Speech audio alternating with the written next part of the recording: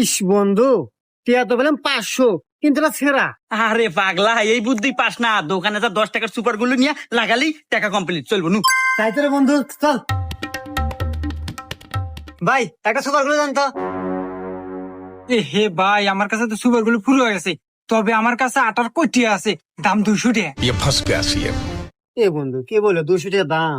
আরে বোকা, এখানে কয়টা আইড 500, আর আটার দাম কয়টা? 200। তাহলে তাও তো তোর 300 টাকা আছে নে। এ ভাই দেন। আচ্ছা ভাই, এই নেন। হাই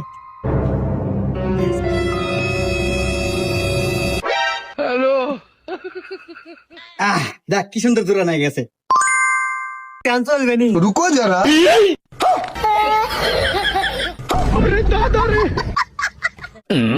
এ ভাই কি